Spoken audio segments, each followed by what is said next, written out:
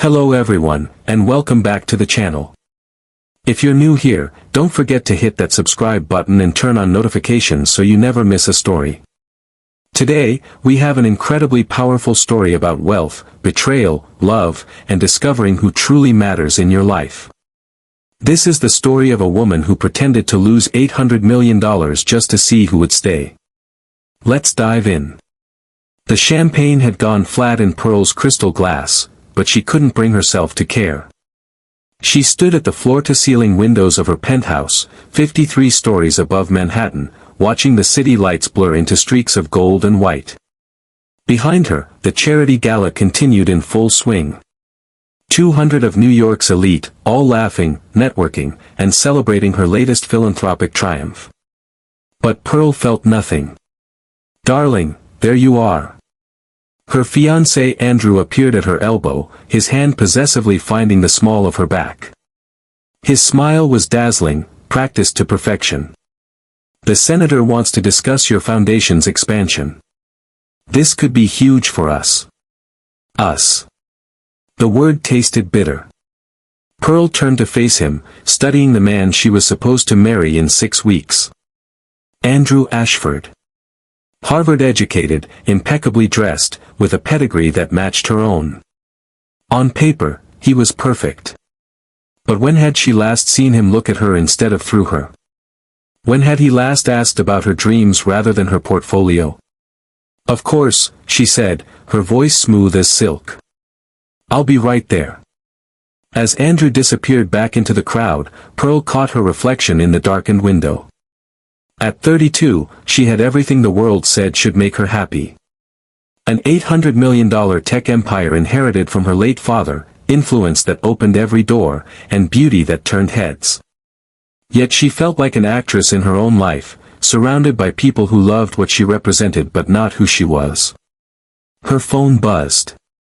Another message from her assistant, another crisis at her company, another decision that would affect thousands of lives.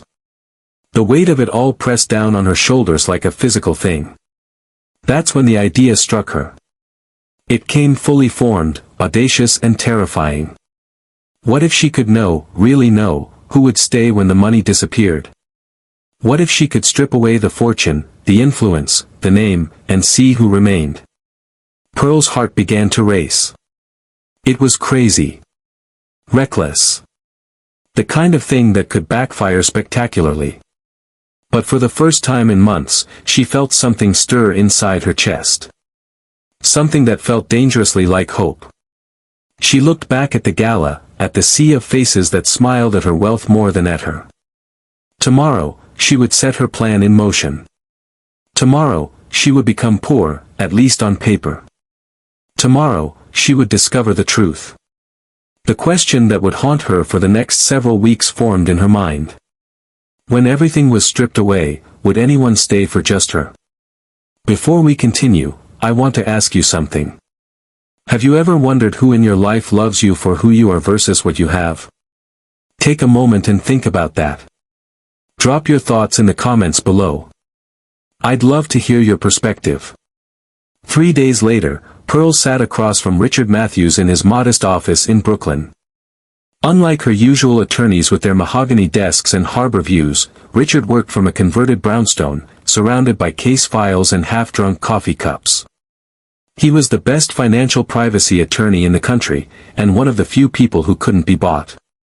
"Let me get this straight," Richard said, leaning back in his chair, his dark eyes studying her with unsettling intensity. "You want to fake losing $800 million to test the people in your life?" "Not fake," Pearl corrected. "I want to actually transfer everything into an untraceable trust. Make it look like a catastrophic investment failure. The money will still exist, but on paper, I'll be ruined." Richard was quiet for a long moment. At 35, he had an easiness about him that Pearl envied. Like he'd figured out something about life that she was still searching for. His office might be humble, but his reputation was legendary. He'd helped whistleblowers disappear, protected victims of financial abuse, and never once compromised his principles for a bigger paycheck. This could destroy real relationships, he warned. Good people might make rash decisions out of shock. Then they're not the people I think they are, Pearl said softly. I need to know, Richard. Before I marry Andrew. Before I spend the rest of my life wondering if anyone actually sees me. Something shifted in Richard's expression. Understanding, maybe, or sympathy. Okay, he said finally. I'll help you. But on one condition. When this is over, you have to promise me you'll face whatever truth comes out. No running from it. Pearl extended her hand. Deal. As their hands clasped, she felt a spark.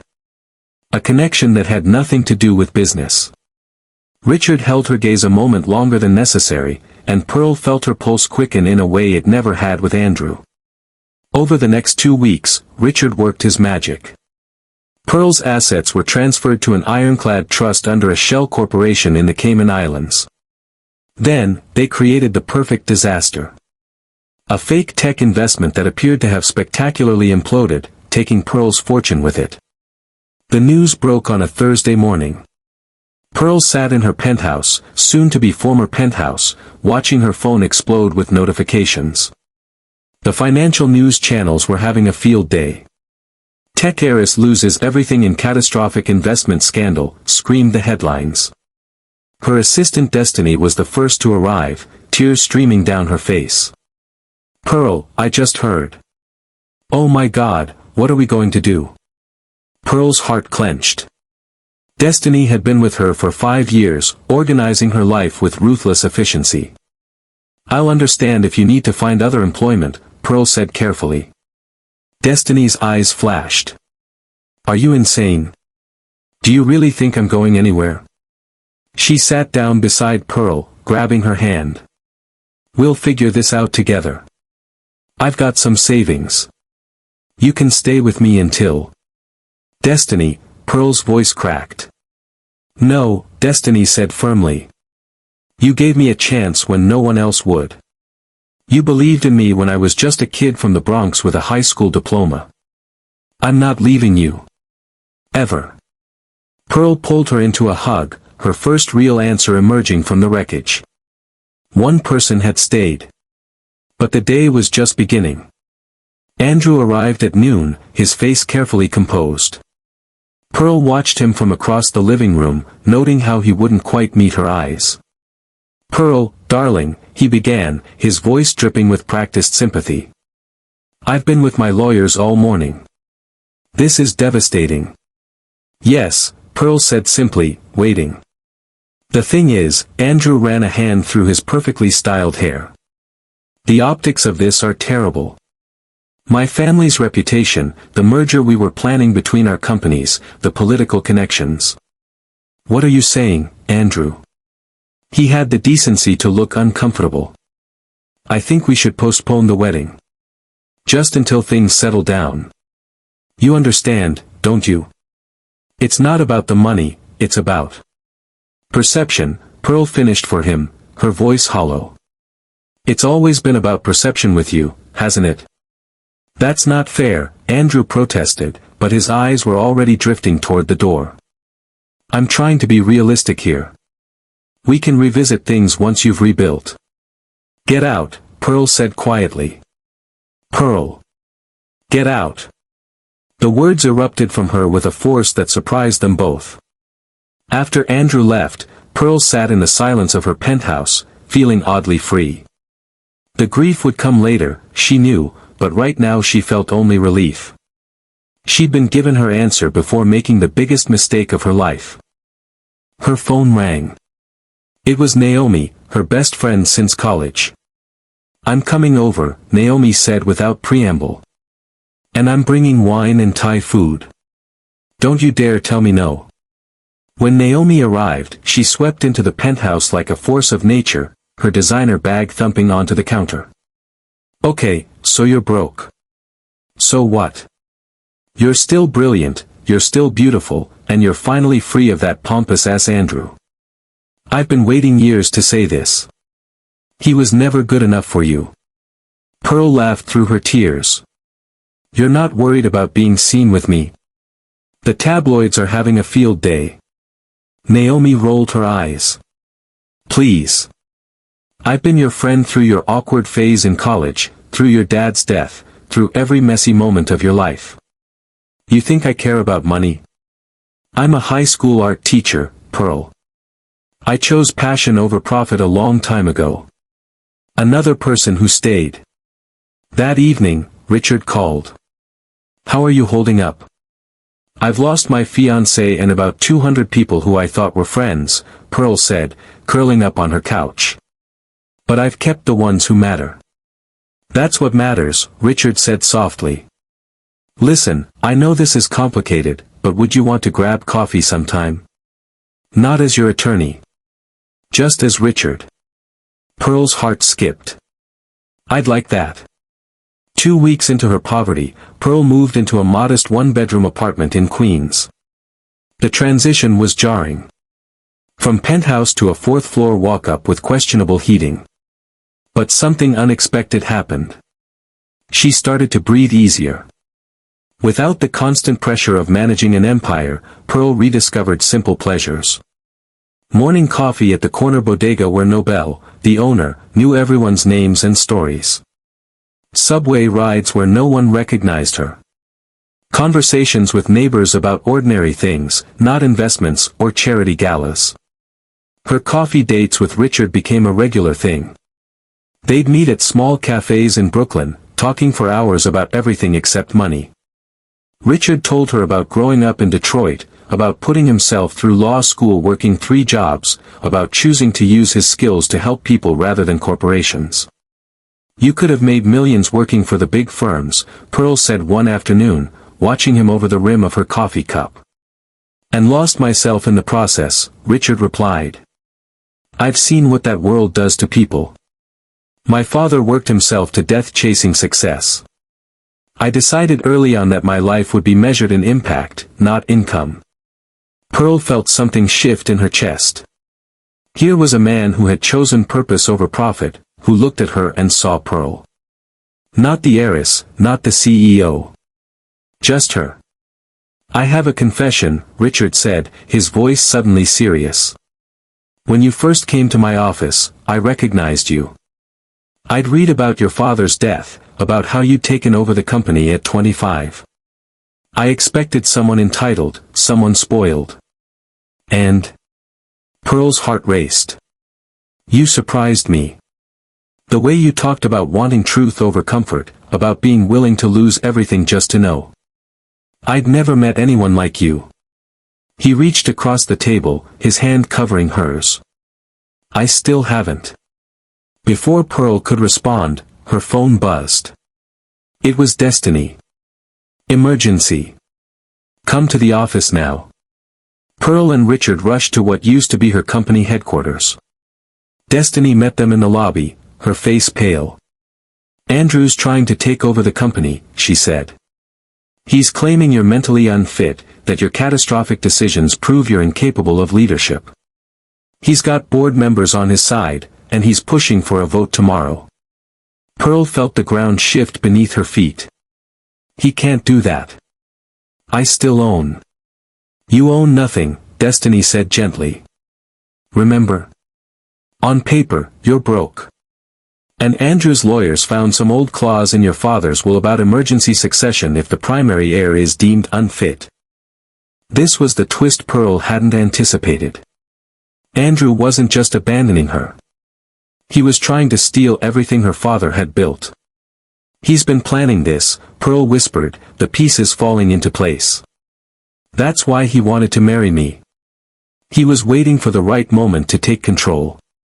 Richard's jaw clenched. We need to stop this. Pearl, we could reveal the truth right now. Prove you still have the money, that you're perfectly fit. No, Pearl said, her voice stronger than she felt. Not yet. I need to know how far he'll go. And I need to know who else is in on this. That night, Pearl discovered the full extent of the betrayal. Becky, her COO and someone she'd mentored for years, had sided with Andrew. So had 3 board members she'd considered allies. They were circling like vultures, ready to pick apart everything her father had built. Pearl sat in her small apartment, feeling the weight of true loss for the first time. Not the pretend loss of money, but the real loss of trust, of relationships she believed were solid. Her phone rang. Richard. "I've been going through the legal documents," he said. "There might be a way to fight this, but Pearl, it's going to be ugly. Andrew's going to drag your name through the mud. Are you sure you want to do this?" Pearl thought about her father, about the late nights he'd spent building his company not for wealth, but to create something meaningful. She thought about the employees who depended on that company, about the legacy she was supposed to protect. "I'm sure," she said. "It's time to show Andrew who he's really dealing with. Now, let me pause here and ask you something. If you suddenly lost everything tomorrow, who do you think would still be by your side? Really think about it. And let us know in the comments. Your answer might surprise you." The board meeting was scheduled for 2 p.m. Pearl arrived at 1:45, wearing a simple black dress. A far cry from the designer outfits she used to wear. The board members avoided her eyes as she took her seat. Andrew sat at the head of the table, looking every bit the victor. "Pearl," he said with false warmth. "I'm glad you could make it. I know this must be difficult for you." "Save it, Andrew," Pearl said calmly. "Let's just get this over with." Andrew smiled, that practiced smile she'd once found charming. "Very well. Ladies and gentlemen, we're here to discuss the future leadership of this company. Given recent events and Pearl's unfortunate circumstances, I'm proposing a vote of no confidence in her leadership." Becky spoke up, her voice cold. "Pearl, you've put this company at risk with your reckless decisions. We have a responsibility to the shareholders, to the employees. We need stable leadership." Pearl looked at Becky, this woman she'd promoted, whose children she'd bought birthday gifts for. "Do you really believe that, Becky? Or did Andrew promise you my position?" Becky's face flushed, but she didn't answer. "I have the votes," Andrew announced. "Unless you want to drag this out, I suggest you resign gracefully. I'll even make sure you get a generous severance package. For old time's sake." Pearl stood up slowly. "Before you vote, there's something you all should know." She nodded to Richard, who'd been standing quietly in the corner. He opened his briefcase and began distributing documents. "What is this?" Andrew demanded, his confidence flickering. "The truth," Pearl said. "You see, I didn't lose $800 million. I moved it. Every penny is sitting in an untraceable trust, fully intact. This whole thing was a test." The room erupted in shocked murmurs. Andrew's face went white. "A test?" Becky gasped. "I wanted to know who would stay when the money was gone," Pearl continued, her voice steady. "And I got my answer. Andrew, you tried to steal my company the moment you thought I was vulnerable. Becky, you turned on me without even asking for my side of the story. As for the rest of you, you were willing to vote me out based on gossip and assumptions." Andrew recovered quickly, his lawyer's mind already working. "This doesn't change anything. You still made reckless decisions, even if they were some kind of twisted social experiment. You're still unfit." "Actually," Richard interrupted, stepping forward, "what she did was brilliant. Pearl executed a complex financial maneuver that required foresight, planning, and meticulous attention to detail. She also exposed a conspiracy to commit corporate fraud. Andrew, we have evidence of your communications with Becky and several board members, planning this takeover weeks before Pearl's supposed loss. That's conspiracy to commit fraud and breach of fiduciary duty." Andrew's facade crumbled. "You can't prove." "I can," Pearl said quietly. "I've been recording our conversations, Andrew. Including the one where you admitted you never loved me, that you were only marrying me for access to my company. Richard's already handed that evidence over to the SEC." The room fell silent. "So here's what's going to happen," Pearl continued. "Andrew, you're going to resign from this board immediately. Becky, same for you. As for the rest of you, you have a choice. Stay and help me rebuild this company with integrity, or leave and find somewhere else to sell your souls. Andrew stood abruptly, his chair scraping against the floor. You'll regret this, Pearl. I'll destroy you in the press. I'll make sure everyone knows that I'm brilliant enough to outmaneuver you. Pearl smiled. Go ahead. I think the story of how I exposed corporate corruption will play very well, actually. As Andrew stormed out, followed by Becky and 2 board members, Pearl felt the weight of leadership settle back on her shoulders. But this time, it felt different. This time, she knew exactly who stood beside her. 3 months later, Pearl stood in a community center in Queens, surrounded by employees who'd chosen to stay with her company through its restructuring. She'd sold the penthouse, downsized her lifestyle, and redirected millions into employee profit sharing and community investment programs. The company was leaner now, but stronger. More importantly, it was built on loyalty and trust rather than fear and greed.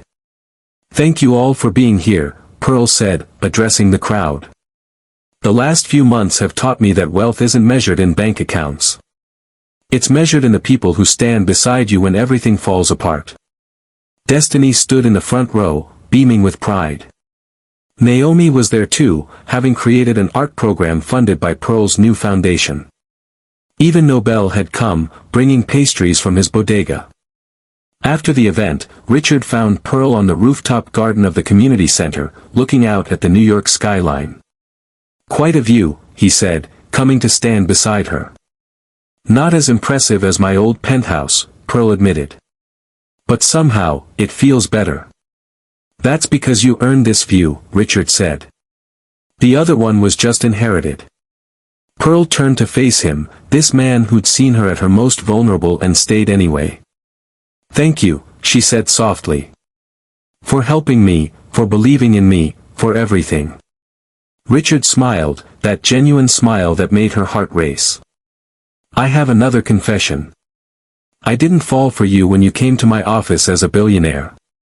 I fell for you when I saw you at Nobel's bodega, laughing with the regulars like you'd been coming there for years. I fell for you when you chose truth over comfort. I fell for you when you turned your pain into purpose. Richard. I'm not finished, he said, taking her hands. I love you, Pearl. Not the heiress, not the CEO. Just you. The woman who pretends to like terrible coffee because it makes Nobel happy. The woman who cries at rom-coms and overthinks everything and is brave enough to risk everything for the truth. Pearl felt tears streaming down her face. I love you too. I think I started falling for you the moment you challenged me in your office. You saw me, Richard. Really saw me. No one's ever done that before. He pulled her close, and when he kissed her, Pearl felt something slot into place. This was what she'd been searching for. Not wealth or status or power, but genuine connection. Love that existed because of who she was, not what she had. 6 months later, Pearl stood in the same community center, wearing a simple white dress that Naomi had helped her choose. Richard waited for her at the altar, his eyes shining with tears. Destiny was her maid of honor, and Nobel had insisted on catering the reception. The wedding was small. Only 50 people, but every single person there was someone who mattered. No politicians seeking favor, no business contacts schmoozing for deals. Just people who loved Pearl for Pearl. As she and Richard exchanged vows, Pearl thought about the journey that had brought her here. She'd lost $800 million on paper and gained everything that truly mattered. She'd discovered that the people worth keeping were the ones who stayed when the money disappeared. She'd learned that love wasn't about what you could offer someone, but about who you were when everything else was stripped away. I used to think my worth was tied to my bank account, Pearl said during her vows, her voice clear and strong. But you taught me that my worth is tied to my character, my choices, my capacity to love and be loved. You stayed when everyone else left. You saw me when everyone else only saw dollar signs. Richard wiped away tears. You taught me that courage isn't about never being afraid. It's about being willing to lose everything to find what really matters. You're the bravest person I know, Pearl. And I promise to spend every day of my life making sure you never doubt your worth again. After the ceremony, as Pearl danced with Richard under string lights in the community center, she caught Destiny's eye. Her assistant, no, her friend, smiled and raised her glass in a silent toast. Pearl had started this journey asking herself who would stay when the money was gone. She'd ended it with a different question. What would she have missed if she'd never had the courage to find out? The answer was everything. She would have missed everything. And that brings us to the end of Pearl's incredible journey. Before you go, let me ask you one final question. Pearl discovered her truth by risking everything. What truth are you afraid to discover in your own life? Share your story in the comments. Your courage might inspire someone else to seek their own truth. If this story touched your heart, please give it a thumbs up. It really helps the channel grow and allows us to bring you more powerful stories like this one. Don't forget to subscribe and hit that notification bell so you never miss our next emotional journey. Share this video with someone who needs to hear this message today. Someone who might be questioning their own relationships or wondering who truly values them for who they are. Thank you so much for watching. Remember, your worth is never determined by what you have, but by who you are and the people who choose to stay by your side through everything. I'll see you in the next story. Until then, take care of yourself and the people who truly matter.